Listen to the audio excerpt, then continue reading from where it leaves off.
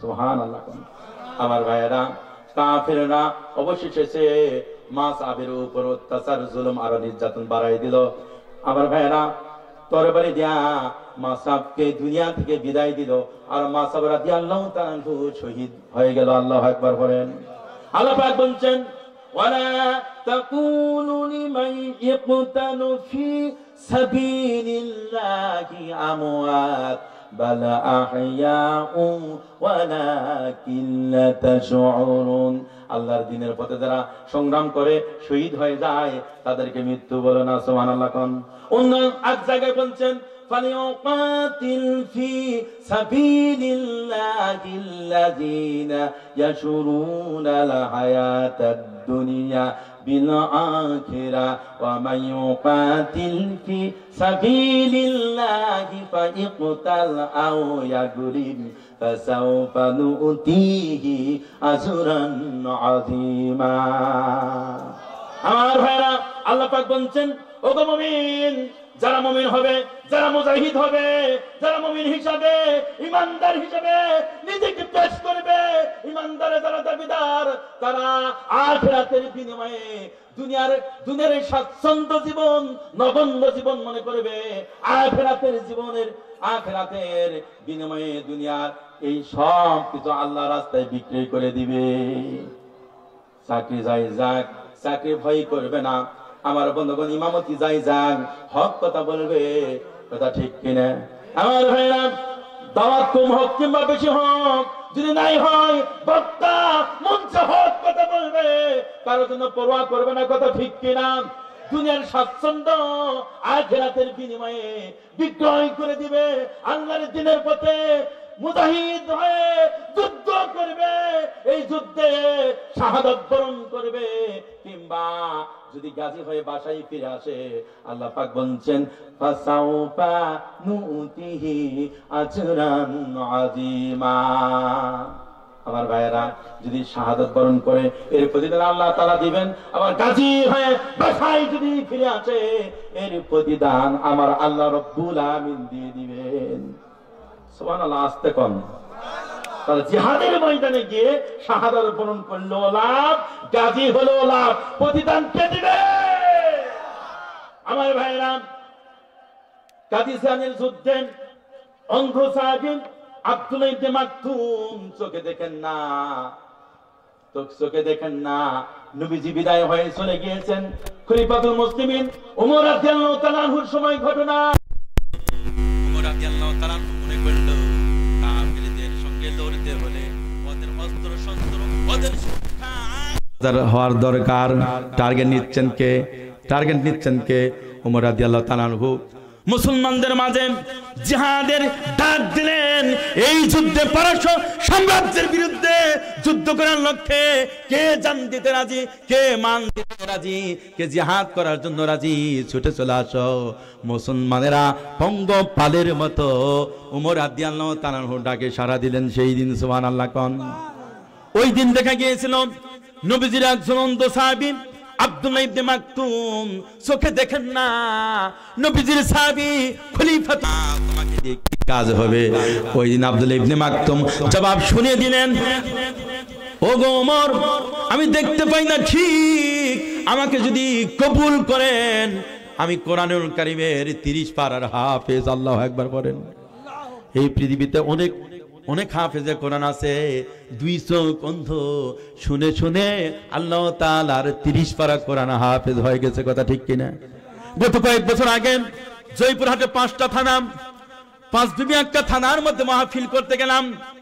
আমার ভাইরা, হাফেজদেরকে যখন পাগড়ি পরাইতেছিলাম, একের পর এক হাফেজকে পাগড়ি পরাইতেছিলাম, হাফেজটা হু হু হু হু কে কাঁদতেছেন।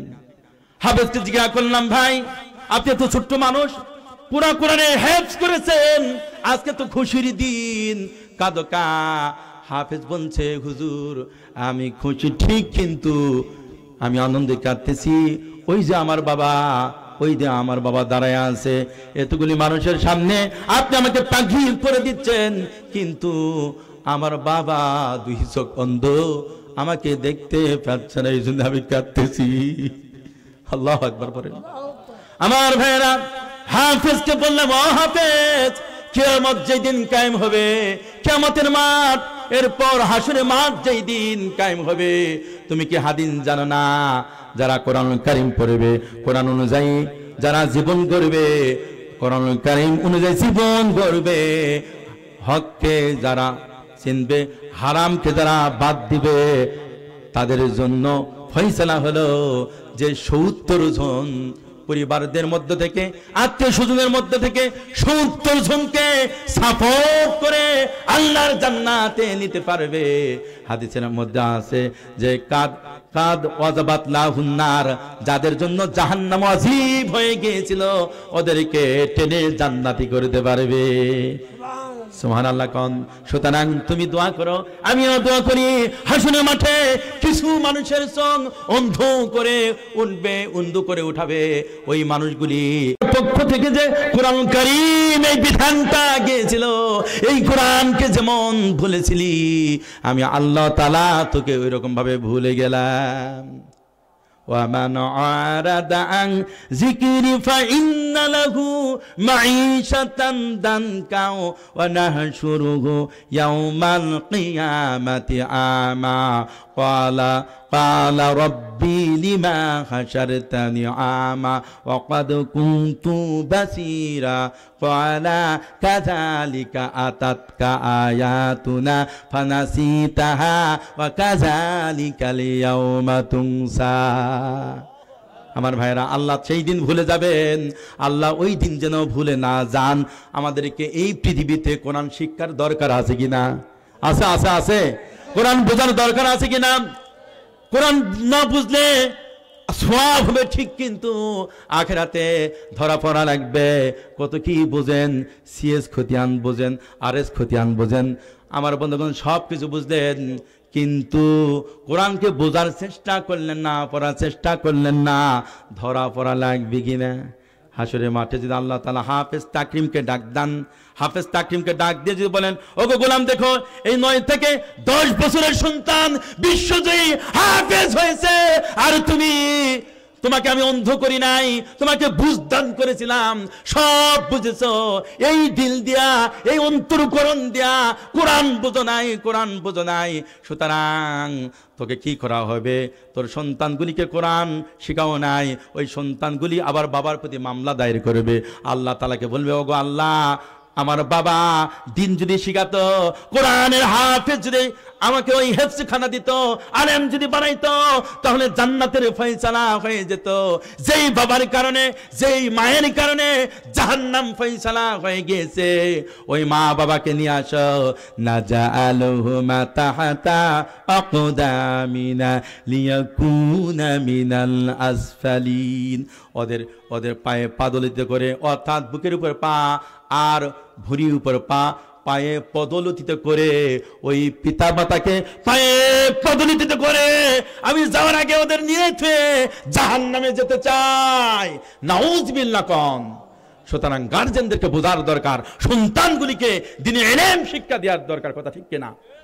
সবাই বলেন, পড়ো না কোরআন কেন পড়ো না কোরআন, বোঝো না কোরআন কেন বোঝো না কোরআন, ওরে কপাল পোড়া মুসলমান, সর্বহারা মুসলমান। সকলে কন, পড়ো না কোরআন কেন পড়ো না কোরআন, বোঝো না কোরআন কেন বোঝো না কোরআন, ওরে কপাল পোড়া মুসলমান, সর্বহারা মুসলমান। পড়েছো ইংলিশ মিডিয়ামে, পড়েছো ইংলিশ মিডিয়ামে, বাবার ডাকো তাই ডাডি নামে। সরি সরি বললে তো আর, সরি সরি বললে তো আর কবরে পাবে না সার। পড়ো না কোরআন কেন পড়ো না কোরআন, ধরো না কোরআন কেন ধরো না কোরআন, ওরে কপাল পোড়া মুসলমান, সর্বহারা মুসলমান। লিল্লাহি তাকবীর। কোরআন পড়ার দরকার আছে কিনা বলেন? আমার ভাইরা, আব্দুল্লাহ ইবনে মাকতুম নবীজিকে বললেন, ইয়া রাসূলুল্লাহ, ইয়া হাবিবাল্লাহ, আপনার কি জানা নাই যেই দিন হিজরতের ডাক দিয়েছিলেন আমি এবং আমার সঙ্গে আর একজন সাহাবী মাসাব ইবনে উমাইর হিজরত করেছিলেন। সুবহানাল্লাহ কোন। সুতরাং আমাকে কবুল করেন, আমি কোরআনের হাফেজ, জিহাদের ময়দানে যাচ্ছি, অস্ত্র চালাতে না পারলেও মুজাহিদদেরকে কুরআন কারিমের আয়াত পড়ে পড়ে ওদের ঈমান চাঙ্গা করতে পারবো। সুবহানাল্লাহ কোন। এবং আমি হাফেজে কোরআন, কিয়ামুল লাইল ওদেরকে নিয়ে আমি কোরআনুল কারীম আমি তেলাওয়াত আমি করতে পারি, হাফেজে কোরআন কিয়ামুল লাইল আমি নামাজ পড়াইতে পারবো। সুবহানাল্লাহ কোন। আমার ভাইরা, আব্দুল্লাহ ইবনে মাকতুম সাহাবীকে কবুল করা হলো বিশ্ব নবীজি ইসলাম আন্দোলনের নেতা। নবীজি যখন আব্দুল্লাহ ইবনে মাকতুমকে কবুল করলেন, তারপরে তিনি কি করলেন? লৌহের পোশাক পরেছেন, বর্ম পরেছেন। সাহেবরা বলছেন, আব্দুল্লাহ ইবনে মাকতুম রে, তুমি যুদ্ধে যাবে ঠিক, কিন্তু তুমি বর্ম পড়তেছে কেন, লোহার পোশাক পড়তেছে কেন? উনি বলছেন, আমিও জিহাদ করে আল্লাহর জান্নাতে চলে যেতে চাই। সুবহানাল্লাহ কোন। আমার ভাইরা, নবীজিকে আক্রান্ত বললেন, ইয়া রাসূলুল্লাহ, ইয়া হাবিবাল্লাহ।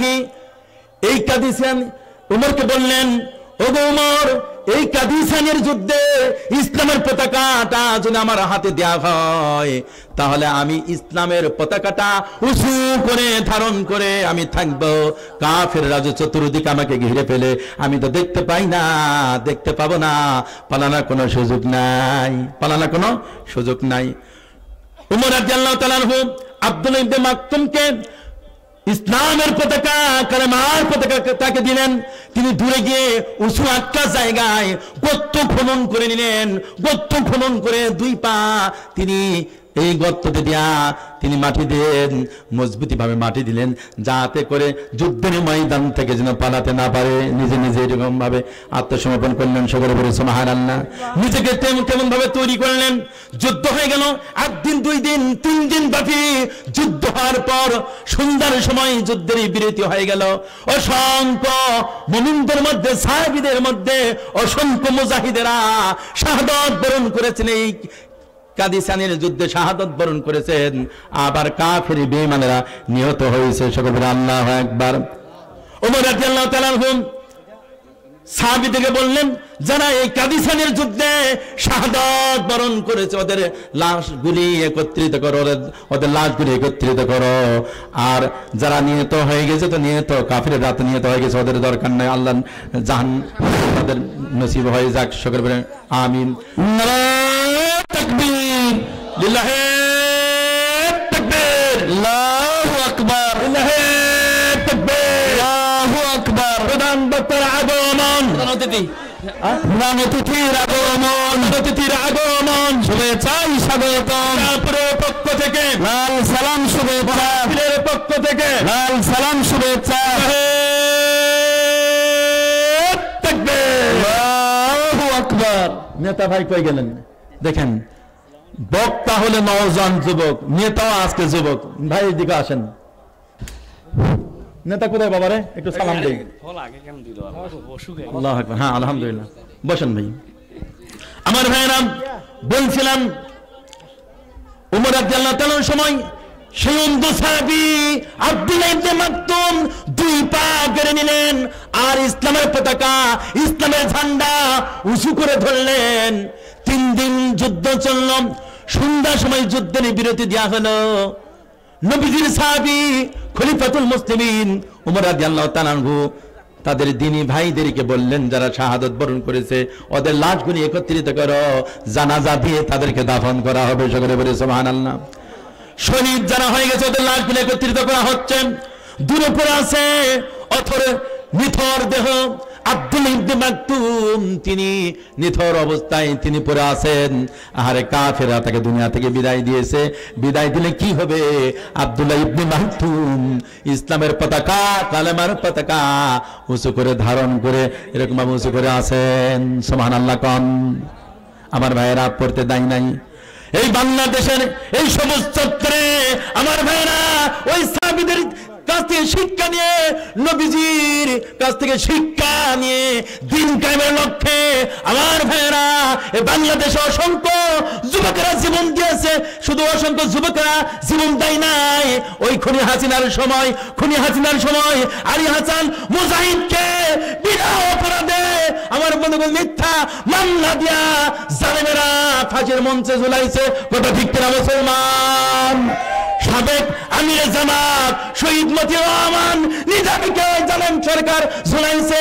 এমনি করে আমার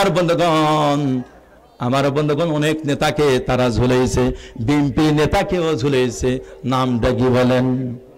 এমনি বিএনপি করেন কি? হ্যাঁ, সালাউদ্দিন একজন পাশ। আমার বন্ধুগণ জামাত ইসলামী আন্দোলন যারা করেন তারা জীবন দিয়েছে, বিএনপির ভাইরাও জীবন দিয়েছে। আমার বন্ধুগণ মীর কাশেম আলী মিন্টু ভাই জীবন দিয়েছে, কাদের মোল্লা জীবন দিয়েছে। সুবহানাল্লাহ কোন?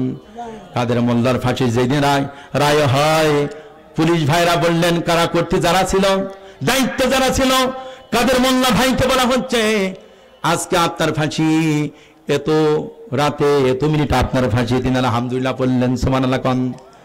কাদের মোল্লা ভাই ওই দিন কি করলেন যে আমি একটু ঘুমিয়ে নেই। দুনিয়ার কোন মানুষ কি পারবে নাকি কিছুক্ষণ পর 4 ঘন্টা পর তার ফাঁসি মঞ্চে নিয়ে যাওয়া হবে, ফাঁসি দেওয়া হবে। আর কাদের মোল্লা ভাই বলছেন আমি একটু ঘুমিয়ে নেই। সুবহানাল্লাহ কোন? পুলিশ ভাইরা, কারাকর্তৃক পুলিশ ভাইরা সাক্ষী দেয়, ঠিক ফাঁসি দেওয়ার আগে আধা ঘন্টা আগে তিনি ঘুম থেকে জাগ্রত হলেন। ঘুম থেকে জাগ্রত হওয়ার পর তিনি ওযু করলেন, ওযু করে শেষ নামাজ তিনি পড়তে শুরু করলেন। সকলে পড়ে সুবহানাল্লাহ। নামাজ পড়ার পর পুলিশ তারা সাক্ষী দেয়, কারাকর্তৃক পুলিশ তারা সাক্ষী দেয়। কাদের মোল্লাকে বলছেন যে সময় তো হয়ে গেছে, আমি প্রস্তুত আছি। আমার ভাইরা ফাঁসির মঞ্চে সাধারণ ফাঁসি যারা হয় ওদেরকে যখন নিয়ে যাওয়া হয়, দুই দিকে জাল্লাদ বা কারাকর্তী পুলিশ ভাইরা তাকে দুই দিকে ধরে নিয়ে যাওয়া হয়। আর শহীদ কাদের মোল্লাকে যেই দিন ফাঁসি দেওয়া হয় ওই দিন তাকে ধরতে হয় নাই, আল্লাহর সঙ্গে সাক্ষাৎ করতে তিনি যাচ্ছেন। পুলিশ ভাইদেরকে বললেন, জাল্লাদদেরকে বললেন, না আমাকে ধরার প্রয়োজন পড়বে না, আমি তো মহান আল্লাহ রব্বুল আলামিনের রবের কাছে সাক্ষাৎ হয়ে যাবে। আগে তাকেই ইচ্ছা ছিল আল্লাহর দিন কায়েমের লক্ষ্যে আমি শহীদ হয়ে যাব। সকলে বলি সুবহানাল্লাহ। ফাঁসির মঞ্চে চলে গিয়েছেন, ফাঁসির মঞ্চে গিয়ে ফাঁসির দড়িটি নিচে পড়ে নিয়েছেন। আর বিদবিনকে আল্লাহ তাআলার কোরআন পড়েছেন। কোরআন পড়তে আমাদের প্রাণপ্রিয় নেতা, প্রত্যেক নেতারা কোরআন পড়তে কলেমা পড়তে দুনিয়া থেকে বিদায় হয়ে চলে গেছেন। সুবহানাল্লাহ। শহীদ মতিউর রহমান নিজামীকে যেদিন ফাঁসি রায় দেওয়া হলো, যেদিন ফাঁসি দেওয়া হবে, আমার ভাইয়েরা সন্তান সন্ততি বিবি বাচ্চা শেষ দেখা করেছেন। ওই সন্তানদেরকে বলছেন, ও আমার সন্তানেরা, আমি ফাঁসির মঞ্চে যাব, ফাঁসির মঞ্চে যাওয়ার আগে আমি লুঙ্গি পরে যাব না, পাজামা পরে যাব। সুবহানাল্লাহ কোন?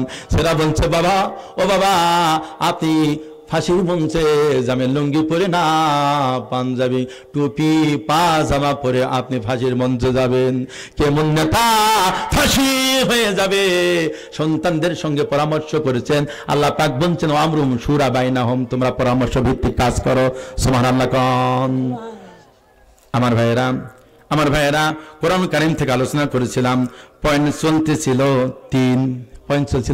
3 যারা আল্লাহর জমিনে আল্লাহর দ্বীন নিয়ম নীতি কায়েমের জন্য যারা জিহাদ করে শহীদ হয়ে যায়, আল্লাহ পাক ভয় দিয়ে বলছেন তাদের জন্য ভয় নাই, তাদের জন্য কোনো টেনশন নাই। সকলে বলি সুবহানাল্লাহ। একটা হাদিস বলেন, আমি সংক্ষেপে নিয়ে আসতেছি। একটা হাদিস বলে আজকের বক্তব্য শেষ করতে চাই। আল্লাহর দ্বীনের পথে যারা শাহাদাত বরণ করবে, বিশ্ব নবীজি বলছেন ওদের জন্য 6টা পুরস্কার। কয়টা পুরস্কার বলেন? 6টা পুরস্কার। 1 নম্বর পুরস্কার, আল্লাহর দ্বীনের মুজাহিদ হয়ে লড়তে গিয়ে কাফেররা বা বাতিলপন্থীরা গুলি করেছে, তরবারি আঘাত করেছে, আল্লাহ রাসূল বলেছেন ইগফারু লাহু ফি আউয়ালি দাফাতিন, শরীর থেকে প্রথম রক্তের ফোঁটা জমিনে পড়ার সঙ্গে সঙ্গে জীবনের গুনাহ খাতা আল্লাহ পাক সব মাফ করে দেন। নাম্বার হলো 2, ওয়ায়ুরা মাকাদাহু মিনাল জান্নাত, শহীদের আজ্ঞা আল্লাহ রাব্বুল আমিন ফেরেশতাদেরকে বলেন, ও গো ফেরেশতা, দিন কায়েমের লক্ষ্যে আমার সন্তুষ্টির জন্য আমার এই বান্দা জীবন দিতে যাচ্ছে, জীবন দেওয়ার আগে, শহীদ হওয়ার আগে কোন জান্নাতে থাকবে সেই জান্নাতের ভিডিওটা আমার গোলামের সামনে ধরো, আমার গোলাম জান্নাত দেখতে দেখতে দুনিয়া থেকে চলে যাবে। সুবহানাল্লাহ কোন। নাম্বার হলো 3, নবীজি বলছেন ওয়ায়ুরা মিন আযাবিল কবরি, ওই শহীদের কোনো কবরের আযাব হবে না, কবরের আযাব হবে না। আর নবীজি 4 নম্বর পয়েন্ট বলেছেন ওয়া মানহু মিনাল কাবরিল আকবার, বড় ধরনের তাকে আযাব দেওয়া হবে না। সকলে বলে সুবহানাল্লাহ। নম্বর হলো 5, ওয়ায়ুদাউ আলা রাসিহি তাজুল ওয়াকারি লিয়াকুতাহু মিনহা খায়রুম মিনাদ দুনিয়া ওয়া মা ফিহা, ওই শহীদের মাথার উপরে এমন তাজ পরানো হবে, দুনিয়াতে যত সম্পদ আছে সমস্ত সম্পদ যদি একত্রিত করা হয় ওই টুপি এত দামি হবে, দুনিয়ার সমস্ত সম্পদ অপেক্ষা টুপির মূল্য বেশি।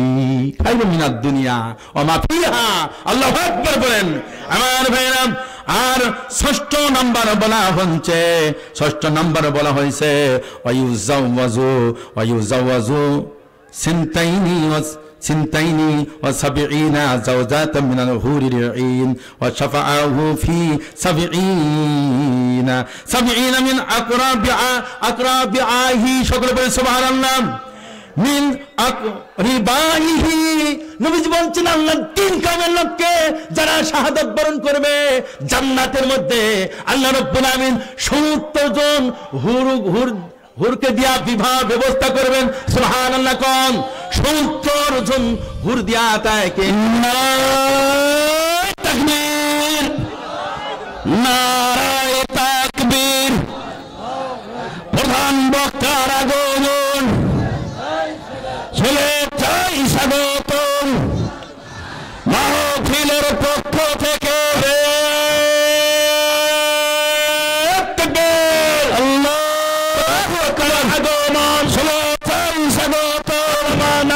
নাসির সাহেবের আগমন, মাহফিলের পক্ষ থেকে আমার নাসির ইকবাল বিন শাফির আগমন, শুভেচ্ছায় স্বাগত। মাহফিল সফল হোক, মাহফিল সফল হোক, আগমন, শুভেচ্ছায় স্বাগত।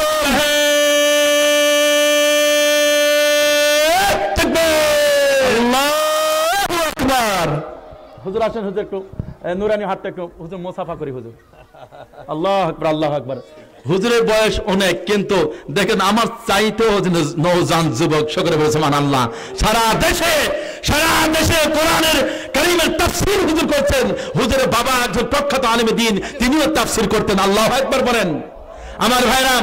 শুধু এই রংপুরের জমিন নয়, গোটা জমিনে আল্লামা নাসির ইকবাল বিন শাফি সহ হাজার হাজার বক্তারা কোরআনের হক কথা বলছেন, কোনো বাধা নাই। কথা ঠিক কিনা? অনেকেই বাধা দিচ্ছেন, কিন্তু আমরা ছাড় দিব না। কথা ঠিক কিনা? ছাড় দেওয়ার সময় নাই। কথা ঠিক কিনা? বিগত বছরগুলোতে প্রায় 16টা বছর তোমরা আমাদেরকে জ্বালাইছো। কথা ঠিক কিনা? সুতরাং বাতিলপন্থী যদি এরকম ভাবে উহুদ পাহাড়ের মতো ধারণ করে আমাদের সামনে আসে, আমরা নারে তাকবীর আল্লাহু আকবার স্লোগান দিব, তারা পানির ভুটির মতো মিশে যাবে। রাজি আছেন তো? একটু হাত উত্তর করে মহান আল্লাহকে দেখান। লিল্লাহে তাকবীর, লিল্লাহে তাকবীর। আল্লাহর বান্দাগণ, বাতিল বাতিল নিঃশেষ হবে, কথা ঠিক কিনা? কোরআনের রাজ এই জমিনে প্রতিষ্ঠিত হবে, যেখানে আমরা যাচ্ছি, হাজার হাজার বক্তারা দাঁত নিয়ে যাচ্ছে, হাজার হাজার মানুষ মাহফিলে ভিড় করছে, মা বোনেরা আমার ডবল হচ্ছে, কথা ঠিক কিনা? ওদের অবদানও বিশাল। সামনে দিনের আগামীদের পার্লামেন্ট ইনশাআল্লাহ কোরআনের পার্লামেন্ট হবে ইনশাআল্লাহ। করেন আগামী দিনের সংসদ ভবন কোরআনের সংসদ ভবন, আগামী দিনের গণভবন কোরআনের গণভবন, আগামী দিনের পতাকা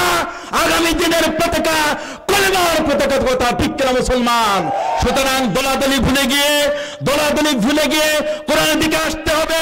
ওয়াতাসিমু বিহাবলিল্লাহি জামিআ ওয়ালা তাতাফাররাকু ফি, দিন কায়েমের লক্ষ্যে আমরা একত্রিত হব ইনশাআল্লাহ। বাংলার জমিনে কুফর, নাস্তিক, মুরতাদ বিলীন হয়ে যাবে, শুধুমাত্র ইসলামী দলই থাকবে, কথা ঠিক কিনা? বাতিলকে দেখে ভয় পাওয়া যাবে? বাতিল সে দাবনে वाले বলেছেন মরহুম কবি ইকবাল রহমতুল্লাহ। বাতিল সে দাবনে वाले আয়াসমা नहीं हम सोबर कन सुका है तो इंतहा हमारा। মরহুম কবি ইকবাল রহমতুল্লাহ বলছেন, ওগো আল্লাহ, আমাদেরকে অনেক পরীক্ষা করে দেখেছো, টেস্ট করে দেখেছো, আমরা বাতিলের কাছে মাথা নত করার জাত নয়, আমরা শহীদ হব, কিন্তু বাতিলের কাছে মাথা নত করব না। ये शहादत गए उल्फत में कदम रखना, लोगों समझता है ऐसा नहीं मुसलमान होना।